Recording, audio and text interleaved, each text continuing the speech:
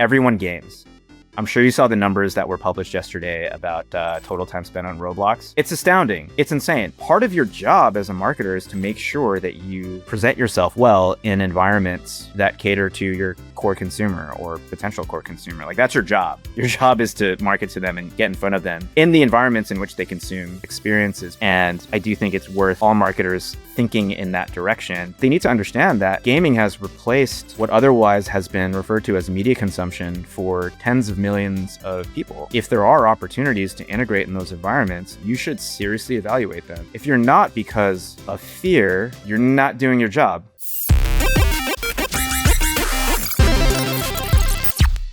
Michael Miraflor, oh my gosh, so happy to have you on the podcast here today.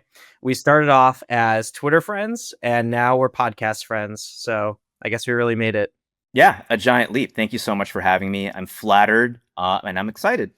Can I ask you, Michael, you mentioned that you have a story about this painting over your right shoulder.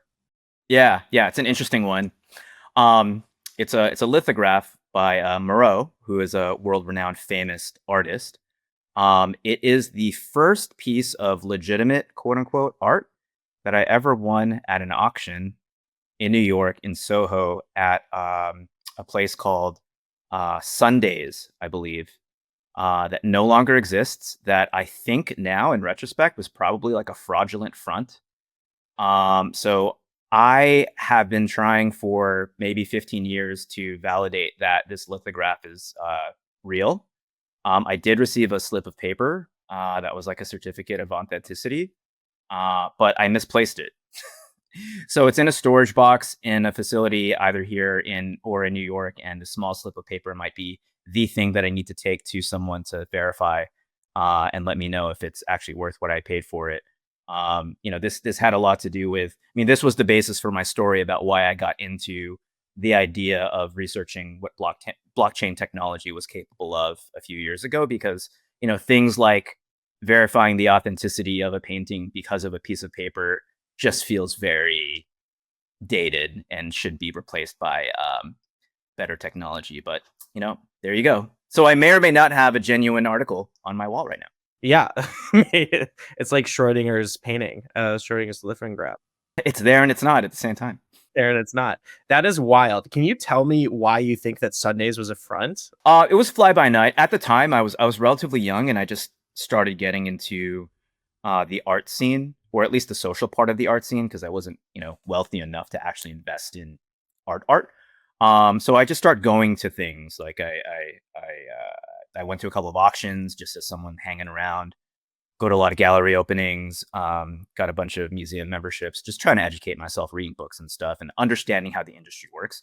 And I think I got a flyer from someone walking down like Prince Street on Soho saying, hey, there's an auction, like low price, like a weird call to action. But at the time I was like, oh, this seems interesting. And I lived in Nolita at the time, so it was just a hop and a skip away. So I went there with my girlfriend at the time, and I don't know, they made us feel special, gave us a glass of champagne. But it was in one of these storefronts that was a vacant storefront on Soho, or in Soho. And this was right after the financial collapse. So there were all these storefronts that were like cheaply rented. Uh-huh. They put on a great show, and they had like 3 or 4 consecutive weekends of doing these auctions. And I went to a couple of them. I invested in this one. And when I went back, I think the next month, just to check in on how it's going, or I felt like, oh, this is like part of my routine, or maybe I'm part of this scene now. It disappeared. It wasn't there anymore. Like literally the storefront was for lease, and I was like, oh my God, like I got to find that piece of paper because this doesn't feel good. There's no one you can contact from like Sundays, no email, no nothing. No. They never had a Yelp page. I obviously didn't do my diligence. I was just excited and young and kind of dumb. So that was a lesson learned on several levels. The date that you brought, was she impressed? I think so. I don't know. We never really had a discussion about it, but we were both going through our like who are we in New York journeys at the time. And I was like, okay, well, I want to eventually in the future be a patron of the arts, or like participate in culture, because I get so much out of it just as a consumer. Like, what else is there? and she was doing her thing. So I would hope so. I will say that we argued over what I should invest in. Like she's like, I think you should. It was a sketch or something. She was like, I think this is more timeless and a bit beautiful. Um, and I said, well, I like the colors in this Moreau. Like it's just, it just speaks to me more.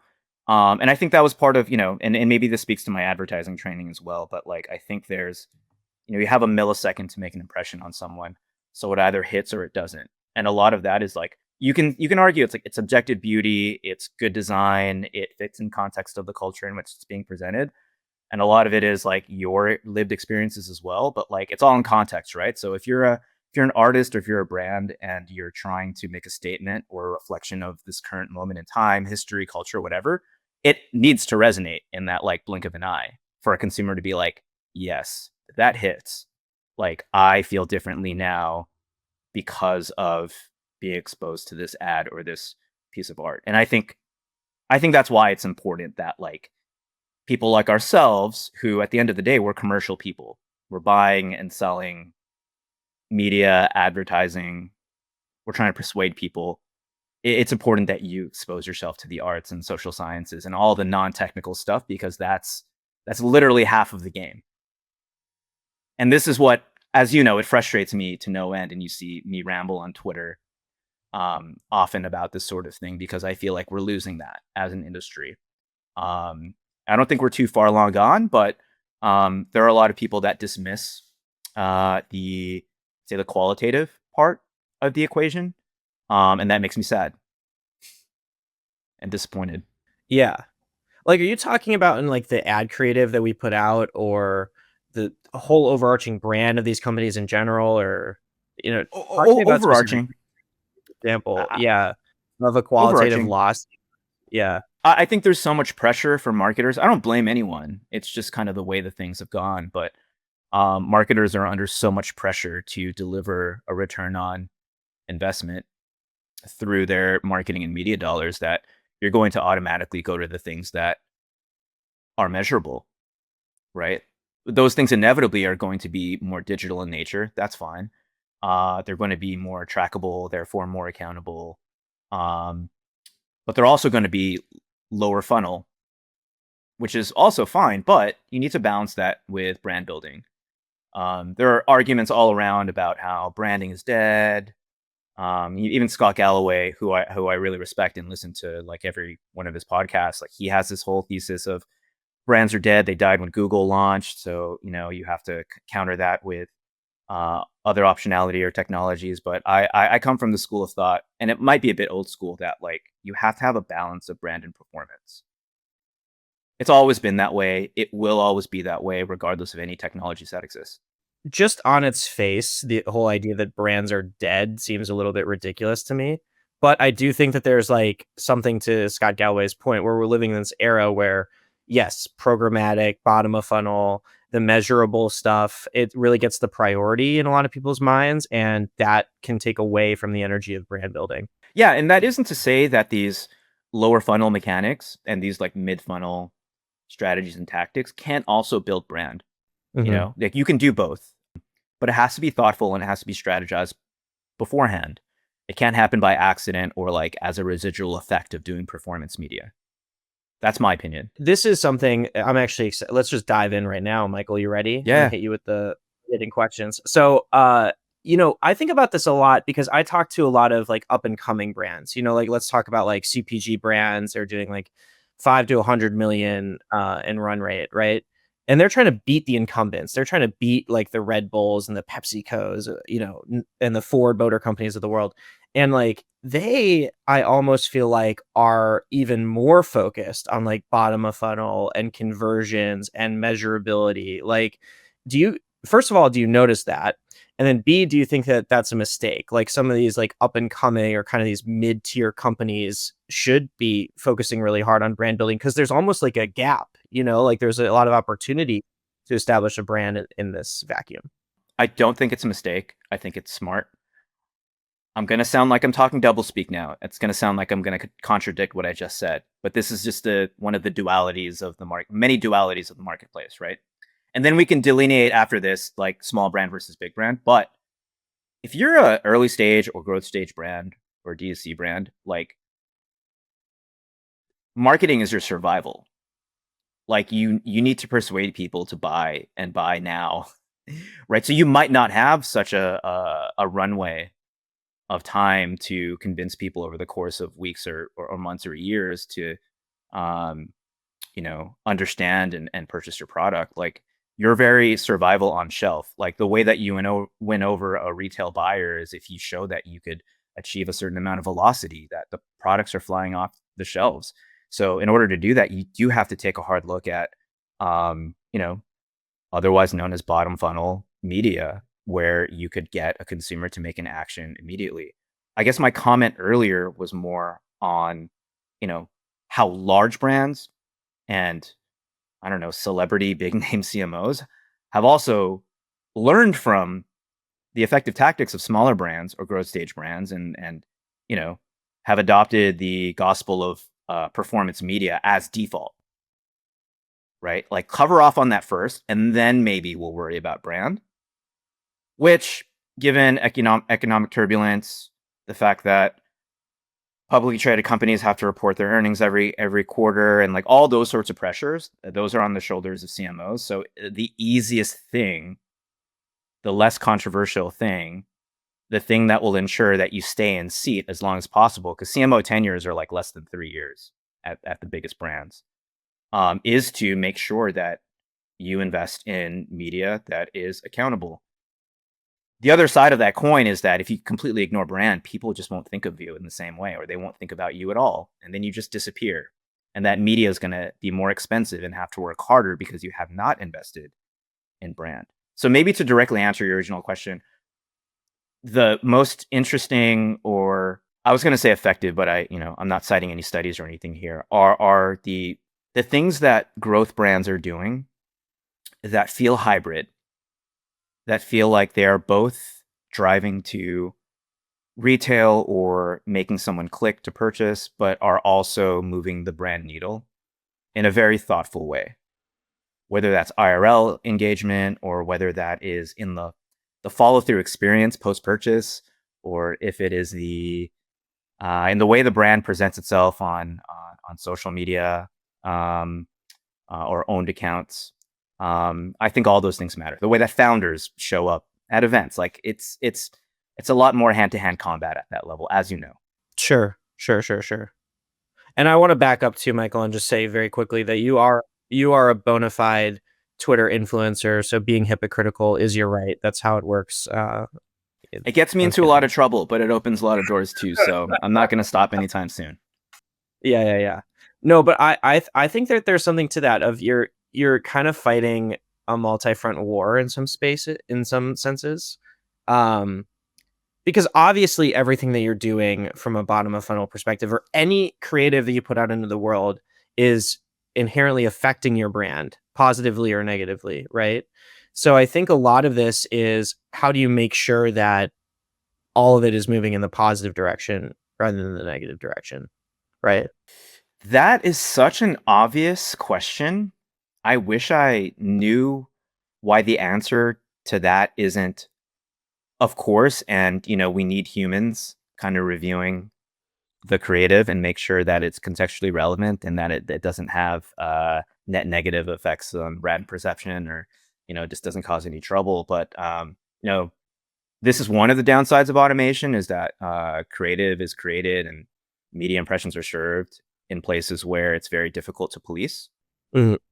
But this also goes back to the time and care that you put into being a steward of the brand that you're responsible for. Yeah. Why should someone be okay placing your brand, which might have millions of dollars invested in it, into a place where you make people question that brand, or an environment that isn't aligned with the values of the brand, or that is totally off from like just a basic demographic perspective? But you see a lot of that because of you know how much people do not put time and care into their media strategy and planning these days. I mean, there are a lot of great people firms, agencies, and brands that are doing really great work. But I feel the same as you, where most online ads that I see, regardless of what platform, social or on the web, like banner ads, like most of them aren't good, and they've been getting worse over time. Been getting remarkably worse over time in general. So it's really interesting, Michael, because we're moving into this AI era. And it feels like every week there's a new like AI generating ad creative startup that's launching on Twitter and getting like a million bajillion likes. And don't get me wrong, I think AI generated creative has its time and place, especially for like some of these like really early stage CPG, companies and retail companies that maybe don't have the budgets to make astoundingly great creative. But I like kind of wonder for these bigger companies, it's not like they're putting that much creative out into the world, like relatively speaking. So when they do put it out, don't they want it to be like a 10 out of 10? Like, honestly, the bottleneck isn't like we need more of it, we need better of it. Yeah, I would agree with you. I would agree with you. And this goes back to, call me old school, but I still believe in basic advertising math. Reach and frequency, right? If I see the same ad 3 or more times, I might be more likely to pay attention, right? I think there is a compression of the funnel to where, almost out of necessity because of the reasons that we just discussed, a marketer might want everything to happen in a single impression. You want awareness and consideration and the purchase to happen on a single Instagram ad, which could be possible, but you kind of compromise the effect of each one of those steps in the funnel. And I'm vastly oversimplifying things, but like, yes, quality does matter. I do worry that these startups are introducing a different way of thinking that can be perceived as a shortcut. I like to see all these tools as additional tools in a marketer's belt, but not something that should justify, oh, I don't need an art director. I'll just trust the tool, right? Or I Right. don't need a creative director, or hey, I don't need a human to do that photo shoot. Like I'll trust the tool. It's 80% there, right? Or I'll never have to hire another freelance copywriter because the copy's it's good enough. But there should also be consideration about what you're leaving on the table if you're trying to build a durable brand, because it's always easier to like fall downhill than it is to climb uphill. Oh yeah. I just love these brands that are still having so much fun with it. Like you can tell like Duolingo is having fun, you know what I mean? Wingstop is having fun. Like some of these brands, it just feels like there's no fun anymore. Like it's like every creative is like cooked in a lab and it's just like, yeah, it gets the job done, I guess, maybe, but oh my gosh, like this like human, it feels dystopian almost. Yeah, it's all about timing. I think Duolingo's an interesting brand in that. Well, not that they're young, but uh, they exist at a place in culture where they've given themselves permission to act the way they do, Mhm. and to have a personality, and they're quite good at it. So they can flex and they can lean into things that are new, slightly controversial, and if it gives them a leg up in operations or performance or like getting business done, all the better. I think if you're a brand that established themselves in the, let's say, like the peak of the DTC era from like 2012 to 2018, let's say, right? Where brands, they all kind of took this elevated minimalist, taking themselves a bit seriously in order to compete with big brands and to disrupt them, right?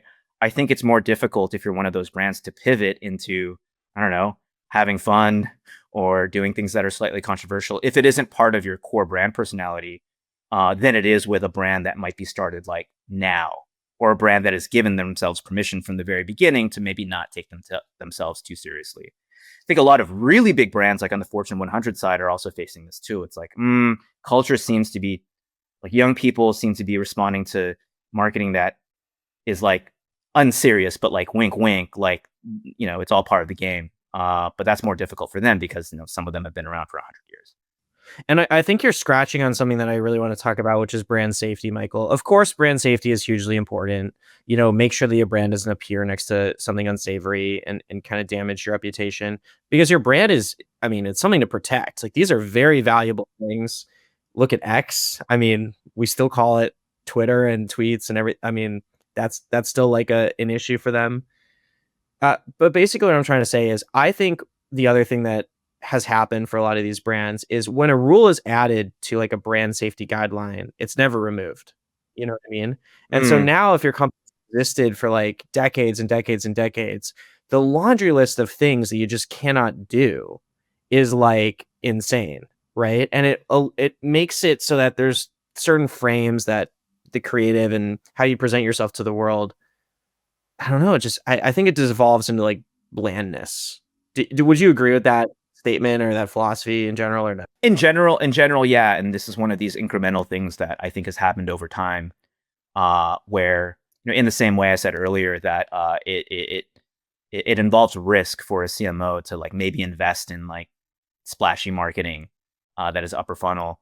Same thing with safety. It's like you're always going to gravitate towards the safer option, or you're going to follow the rules because breaking them, the negative effects of breaking them might just be outsized, right? I'm not the best brand safety expert, but I would think that for platforms or websites or environments that are sort of self-policing, in other words, it's not like a federal thing that you have to stick to, or it's not like legal. Um, from that perspective, um, there's always an opportunity to negotiate, or at least inquire. Not to break the rules or not to necessarily ask for permission, but to inquire as to why. And maybe there could be a bit of flexibility there as well, because some rules were put in place, like I don't know, like a rule that was put in place a decade ago should be up for reevaluation. I know that's not how it usually works, but the internet from 12 years ago is not the internet now. Like goalposts change, values change, laws change, all that stuff. Totally. So, obviously, like, I come from the gaming world. I do think that, you know, r obviously, gaming is a very challenging environment. It's a very challenging media, particularly because of brand safety, right? Yeah. You don't really know, unlike, television and movies, which is, like, linear, and it's like, this is the content, and it's always gonna appear the same way, the exact same time every time. Gaming is this, like, very fluid media where, like, even the game designer has no idea how the game is gonna present itself to the player if the player does something bizarre and weird and crazy, Mm. you know? That's kinda terrifying for, like, a brand marketer who's, like, used to, like, more rigid kind of framing of, like, how the media is gonna be presented, right? Yeah, I mean that's it. It goes back to appetite for risk, right? But your audience is there. If you're a brand that is trying to cater to Gen Z or Alpha, or I shouldn't even reduce it to young people. Like everyone games. I'm sure you saw the numbers that were published yesterday about total time spent on Roblox. It's astounding. As just one example, it's insane. Part of your job as a marketer is to make sure that you present yourself well in environments that cater to your core consumer or potential core consumer. Like that's your job. Your job is to market to them and get in front of them in the environments in which they consume media. And maybe I shouldn't even say media, it's more of experiences, because young people can opt out of media because they spend most of their time streaming paid services that kind of they take away advertising, or they're in gaming environments where there aren't enough uh, opportunities to tastefully integrate. I know this is something that you're solving, um, and I do think it's worth all marketers thinking in that direction. And it's a matter of educating yourself and spending time in the environments, which I know is easier said than done. But because you could be like 2 or 3 generations apart from anyone who's touched a console at that point, it just might be Candy Crush for them. But they need to understand that gaming has replaced what otherwise has been referred to as media consumption for tens of millions of people. And if there are opportunities to integrate in those environments, you should seriously evaluate them. If you're not because of fear, you're not doing your job, right? No one's ever awarded for being the last to investigate a new viable channel or environment. whether that is OTT or streaming or social media or even digital. I'm going backwards through time, right? Sure. It's interesting how gaming is at the tip of the spear, but this conversation has been going on for a decade and a half. It's interesting for me to see the cycles of interest reflect marketers who have children who game. And Yep. that's interestingly enough, that is what piques their interest. Like, my kids are, they keep on asking me for, an advance on their allowance so they can buy more Robux or something, or like a virtual currency or whatever it is. They know they're spending time there, so they know that in order to reach someone who is the age of their kids, they're going to have to be interested in those types of environments. The same thing happened from my perspective, like 15 years ago. There was a similar effort for in-game integration, but it was like too early. It was like an idea ahead of its time. I think it was massive. They used to do Yep. integration Massive. in like Xbox games, and there were a couple of others, and this was like in the early 2000s, way too far ahead of its time. I don't think broadband even hit 50% yet, but like the cycle is coming back. I can't even bring up my company, Michael, without the old heads telling me, "Oh my gosh, you're just like massive in the new wave." So it's pretty funny. Yeah. I am one of those old heads that it's funny, right? Because back then it felt like it made so much sense. Even back then, of course, why not? This is and to be fair, I was working on the EA Sports and EA Games account way back when. So for us, it was like, yes, both ways. How can we help our clients monetize their games as like a channel, right? And on the other side, how can we buy into this inventory for like non-endemic brands that we represent, right? Because it only makes sense. And it's taken about 15 years for it to come full circle, but it's never been irrelevant. It's just maybe what you're talking about, the tools like brand safety and accountability and being able to say, yes, brand lift and yes, drove ROI can be reported back. I think that's a large part of it. There's a lot of really interesting challenges in gaming. I think that gaming is almost like tailor made to like make senior brand marketers' lives challenging. There, because of the nature of the media, because it's so difficult to get creative in there that's standardized, because like we're talking about with brand safety, there's a lot of interesting challenges there. But I wanted to ask you, Michael, because there's a situation that I came across. One of my friends, younger, 12 years old, playing in Roblox, was telling me that he got dressed up in Roblox for like a nightclub type of environment, went to that nightclub, and they were at capacity in Roblox. The club was. So this individual waited in line, couldn't get in, and was like very distraught because he spent a bunch of Robux on like this cool new outfit. I'm curious if you think that that is good or bad, Mm. that whole situation. So in a funny, not so funny way, this is good training for the real world for him, I guess, or her. Like, hey man, this happens. Prepare yourself. But I don't know, that's more of a philosophical question, right?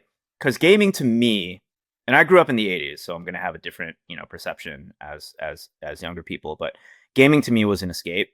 Mhm. To me it was the same as watching a movie. I'm somewhere else. I am someone else. I am kind of disappearing from the real world. Um, I do like games that focus on realism. Um, but I've never played The Sims. I've never played games that try to replicate real life to a certain extent, one to one. Like sometimes experiencing those game mechanics is cool and interesting, and you learn life lessons. But to directly answer your question, I don't know. That makes me feel that makes me feel off what your friend experienced. It's like why? That was a choice, right? Like yeah, that resembles some of how the real world operates, but it's like that's not one of the better parts of society, I would argue. So to replicate that is interesting for sure. Michael, shifting gears here really quick. You and I are both going to Cannes in a month and a half. I'm a first time canner. You are a seasoned veteran. Give me all the tips and tricks. What should I look out for? Ooh, tips and tricks for Ken. Cannes is in the south of France. I think it is the most interesting and important gathering of the most creative people and also the most commercial people in the brand world and the marketing and advertising world. Yes, it is in the south of France. Yes, it's expensive to exist there. It's beautiful. It is on the French Riviera. But going to Cannes from a business perspective is, it is serious, and it's serious a lot because of the investment that is required to be there. But I don't think you'll ever get a higher concentration of decision makers on all sides of the business in one place. So to take a step back, 20, 30 years ago, Cannes was for the creative part of the industry. It was like, it is still like the Golden Globes or the Oscars for the best in class of creativity. And that still is what the center of gravity of Cannes is. It's an award show that happens every night in the Palais for a week to give lions all the way from bronze to Grand Prix to the best of the best. On the other side, over that past 30 years, the commercial side of the industry, the non-creative side of the industry, has also established themselves at Cannes. So a lot of the beach is taken up by your Microsofts, your Googles, your Spotifys, MediaLink, 3C, like with the intent of entertaining and educating and spending time with your most important clients. It's a lot of people look at it and say that's a boondoggle, and it is. It is, but at the same time, I've gotten a lot of value out of going. I will say though that there's different value for each part of Cannes that I mentioned. I think my first time going to Cannes, that first evening I went to an award show, and it was so overwhelming from an emotional point of view to see people from around the world achieve their life's goal in being awarded for work that they've done on behalf of a brand that maybe represents, that's the pride of their country. And now they're on stage in front of their peers, winning for the first or maybe only time in their career, this piece of hardware that really says, like, you are the best in the world at what you do. And we're celebrating the intangible. We're celebrating creativity. You made people feel something. You made people take an action. Like, your work will be remembered for decades. Like, that to me is still what the core of Cannes is. And I get frustrated when I talk to people that go for the business part and don't, invest any time in the creative part, because that is still the core. But from a business perspective, man, if you are a CMO, or if you're a sales executive and you're looking to build that lead gen contact list, if you're looking to have meaningful conversations that you can point to at any point during the year and get an automatic response, it will probably be at Cannes, because no one is going to ignore an email that says, hey, I want to follow up on that conversation that we had over that glass of rosé at Cannes. It's like, of course, you're going to remember at least some of that versus the 1,000 other conversations that you have throughout the year. So the running joke is that Cannes is a place where you meet people that you've already met. Sure. Like, the joke is we could have had this meeting in New York or LA or Miami or whatever, but that's not the point. The point that is everyone there is there's to celebrate the industry. On both sides, on the creative and commercial side. So that isn't so much as a tip. That's just kind of a lay of the land. I will also say that it's the most gate-kept event. So, it's a lot of senior people going, a lot of important people going. So it's not an open door policy where you can come in and out. It's in a way, it's sort of the opposite of South by Southwest, which feels like more of an open conference. You walk around, people invite you in. People are like willing to talk about whatever's on their mind. Cannes is, for as much of a creative celebration it is, like, people are very serious about their business there. Sure. So there are a lot of meetings in the hills, a lot of meetings behind closed doors, but there's also a lot to enjoy. Spotify throws a huge party on the beach a couple of times during the week. MediaLink has, I don't know, they must have like 100,000 square feet on the beach this year. The Carlton is the center of activity. It's this historic hotel that is in this triangle that I think is where everyone gathers after hours to just hang out and network and kind of take it all in. It's next to this place called the Gutter Bar, which we might get to know when we're there in the month and a half. It's this however fancy Cannes is, it is like a dive bar in a fancy part of the strip where every executive creative director that is at Cannes gathers at like 3 a.m. to just have a block party. It's great. So it's my favorite festival on the schedule. I always learn a lot. It reminds me of why I love working in this ecosystem. Oh, wow. That's really touching. I think a lot of what you said ties back to the awards.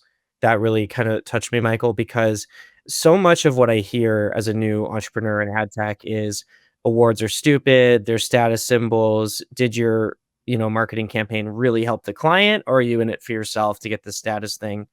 But we forget that, like, these people are really talented and they work really hard and they deserve to be celebrated, once in a while. Yeah, absolutely. It's really special, I'm sure, for all these award winners. Yeah, there are a lot of awards out there in the world that are pay to play purely, and are maybe more about that part of it versus actual celebration of creativity or what have you. But I think Cannes is one of the real ones, and that's the reason why it's been around for a while. And it's like the Oscars or Golden Globes or Emmys. It's like you have to celebrate creativity. It's part of the reason. Otherwise, it's not all for naught, but like, got to keep yourself in the game. You got to keep yourself motivated and in the game. So shifting gears again here, Michael, you're kind of exploring a new chapter of your career, talking about this inflection point between up and coming CPG companies and kind of like getting into the upper echelons of Fortune 500 companies. And how do you make that shift from a brand perspective? Talk to me about that. Like, what do you think is missing here for up and coming companies as they make the shift? What's missing? A lot. Did I phrase that right? I can. No. I think it's a very interesting question. So I've been fortunate over the course of my career to work with brands and individuals and organizations everywhere from Fortune, honestly, like Fortune 5, all the way to pre-product brand, right? It's just an idea. So I've worked at consultancies. I worked at very large global holding advertising companies, and also on the early stage venture side. So I think that's a unique set of experiences that has allowed me to have conversations all across the spectrum. It's really interesting to see how different both sides, if you want to call it that, both sides are, but even more interesting are where the commonalities are. At the end of the day, if you're as a CMO of a $5 billion company or a $5 million company, like, you might go to sleep worrying about the same problems, right? At its core, because it all goes down to those old school marketing fundamentals, right? I have to persuade people to buy my thing or invest in my thing, right? The scale dictates different behaviors, and not a lot of people are able to cross over from working at a big brand where, things are institutionalized, there are processes, things might be a bit bureaucratic, but with reason, right? There might be a bit more scrutiny from like an oversight perspective, especially if you're a publicly traded company, right? Versus if you're a startup, I mean, if you're not hungry, you're going to die, right? Like, you have to investigate things that work and work very quickly. You can't invest in something that might work 3 years from now because you might have 6 months of runway left. But at the end of the day, and I know I'm calling it a consumer funnel, and maybe it doesn't look like a funnel in the modern world, but there are still steps sociologically, psychologically, like humans don't change in response to a new brand or a big brand. They might have different relationships with those brands, but like, courting that consumer doesn't really change that much. It's just like how, where, and with what. So if you're a smaller brand, I feel like you have to be more efficient. You have to be clever. You can't ignore brand building, which becomes a challenge if you're strapped for resources. If you're a very large brand, a 2% drop in sales might mean that you're done, right? So it's interesting how the goals are the same, just on different scales with similar pressure. I'm trying to find where the opportunities are for people that operate in the early stage ecosystem or the startup ecosystem to have more conversations with larger brands. There's a lot of interest from like CMO types. What's going on there in that part of the world? Like, there are all these new ad tech technologies, a lot of them leveraging AI, which people are either excited by or terrified of, right? How can I take advantage of some of these new things? How do I peek under the hood now and get to know some of these founders now prior to them hyperscaling and feeling like it's too late? Or if one of my competitors gets to understand or build a relationship with them first. So there's that part of it. On the other side, these CMOs are these ad tech platforms' first customers. And a lot of times it can feel like an impossible task to have any conversation, or you might not have the experience or the wherewithal or know what the etiquette is to even ask for a meeting with someone of that stature representing a brand like that. There is, in that middle ground, I feel like it is a lot of opportunity. It's opportunity for learning. It's an opportunity for business to get done. It's an opportunity for growth for everyone. But it seems like it has been an extracurricular thing. So if I can, help move everyone a bit more towards the middle, whether that's through strategic connections or giving advice or to advise on both sides of the spectrum. I mean, that's sort of what I've been doing now for the past year or so since leaving the world of VC, or not leaving, but taking a break from being full time. And I've already seen some interesting results, or at least a lot of interest in building a bridge. Yeah, you're one of my advisors, and I'd grade you an A++, Michael, of course. So, I, I think I'm just so excited about what you're building that there's just so much opportunity. It's just a lot of it is timing. A lot of it is product development. I think you're in a good place, but this goes back to the earlier part of the conversation, the willingness of a decision maker on the marketing side to take that risk and say, like, we're ready for this type of environment. Easier said than done, especially if they're taking budget away from things that are kind of proven. In this economic environment, how much are you going to stick your neck out?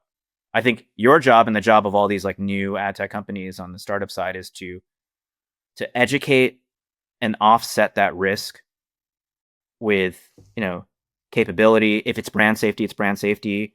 But I think a lot of it is education. Because you can't expect someone in their 50s to be very familiar with gaming environments, gaming mechanics. Maybe the pay to play nature of some games. Again, like the furthest extent that a lot of key decision makers might have with gaming environments is Candy Crush or like Sudoku or whatever. and hey, those are very valuable properties. I mean, you said Those it are yourself. but it shouldn't end there. It shouldn't end there. In terms of gaming environments to select from, especially as you go downstream to younger users, right? It's interesting. I haven't seen a study, but this is one of the things that I look out for in headlines. How often does the average 12-year-old, 14-year-old encounter a brand for the first time I used to say in a mobile environment, but that is such a given now. Now it's like in a gaming environment. I don't know if it's happened yet, to be honest, but it will start happening, especially for Gen Alpha soon. I should commission that study from YouGov so quickly. I'm emailing Ben Powell at YouGov right now. Absolutely. Like there is an 8-year-old out there somewhere that is playing Roblox that I don't know if I'm going to use American Eagle as an example because I know they're really good at this. I don't know if they've invested a lot in gaming, but like there's a high chance that the average 8-year-old would have a better chance of being exposed to that brand should they integrate into Roblox versus American Eagle buying a ton of like I don't know, Sunday morning cartoon GRPs. And I'm very dated by saying that. I know that's not a thing anymore, but like buying a bunch of YouTube inventory. It's like it's kind of neither here nor there at that point, right? So it's a matter of time. The one thing that I do know that is very kind of overarching to this conversation is Gen Z and Gen Alpha spend more time gaming than any other activity in their free time, including social media by quite a wide margin at this point. And so I think what's interesting, and it's going to be very challenging for brands to navigate, is this shift from a video first distribution to a playable first distribution over the next 10, 15, 20 years. It's not going to happen overnight, but I mean, it's very realistic that, we wake up in, you know, the end of the 2030s and most of these brands are spending the majority of their marketing spend in gaming rather than in social media or television and whatnot. Yeah, I agree. I agree. I agree. It's fascinating to think about, and I wouldn't disagree with you. And I'll ask you, where do you think the line is, the delineation between gaming environment, quote unquote, and not to reintroduce a word that's kind of fallen out of fashion, but like a metaverse type of existence, like taking the morality, if that's a good thing or bad thing, out of it. Let's talk about it like it's an inevitability. Like where is that line drawn? I'm gonna hijack this question a little bit, Michael. I Go for it. as is my right as the podcast host. The metaverse, I always love this quote. The metaverse is not a place, but it's a time. And it's the time when our digital presence becomes more important to us than our physical presence. And you're already kind of like starting to see it, you know what I mean? And call it dystopian, call it crazy, but these kids really care so much about their avatars in the metaverse. Like almost more so what their avatars are wearing than what their physical body is wearing.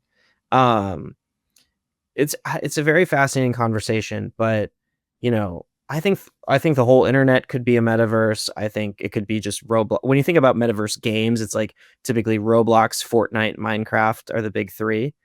Speaking of hijacking, I think Meta hijacked the metaverse conversation with Horizon Worlds, and that's not necessarily what it is. I think it was Matt Ball who wrote the book on the metaverse, and it's his whole point was that it's not one thing. It's a lot of things. By the time I finished reading that book, he had to like issue an update to that book already. So I was like, I just finished it. I think I gotta go buy edition 2 to catch up with what his redefinition is. But that's how fast it's moving, and that's how. Well, Michael, I was gonna say this when you're talking about meta. I mean, Horizon Worlds obviously big failure. I would say anybody could tell you that probably. I don't think it's that controversial to say that. But the one thing that Meta has is the augmented reality glasses. And there's a very real world in the near future that we're all wearing these augmented reality glasses that is turning the physical world into something of a metaverse. That is a really fascinating step change, I believe, for people. I think it would be healthier for people, to be honest with you. That would be my opinion. I have a pair of Ray-Ban Meta glasses. I use them on a regular basis. One of the things I love about them is that the audio is so good that I've used them as AirPods replacements when I take my daily walk. So I can hear the environment and hear nature. And things don't necessarily have to be noise suppressed or noise reduced or canceled.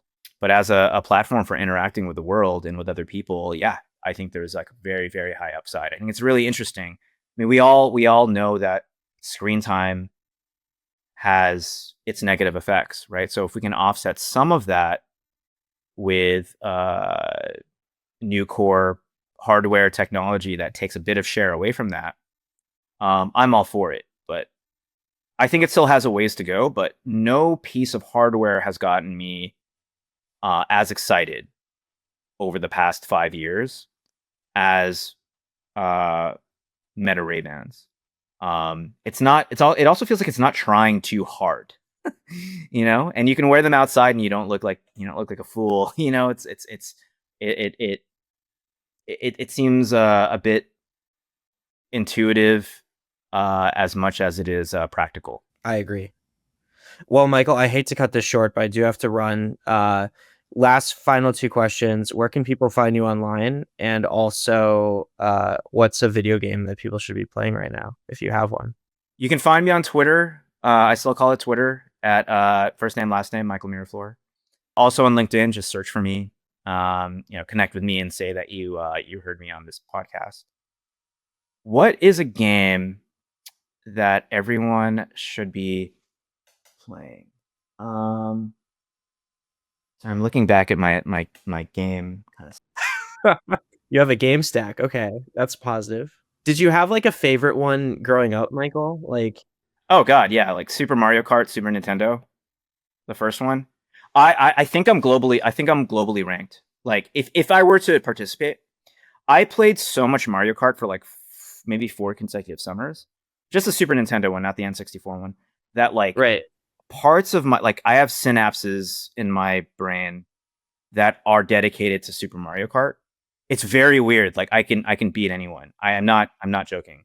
If we want to do a tournament at some point, but I sound like an old person saying this. I'd set one up at Cannes, but I fear that we're probably going to be at Gutter Bar or whatever. Probably a better use of our time. It might be perfect. Get a projector. That might be it. That might be it. We set it up. Michael, this was such a real treat. Thank you so much for coming on, and we're gonna have to do this again sometime soon. Yeah, absolutely. Thank you so much for having me. This has been great. And yeah, anytime.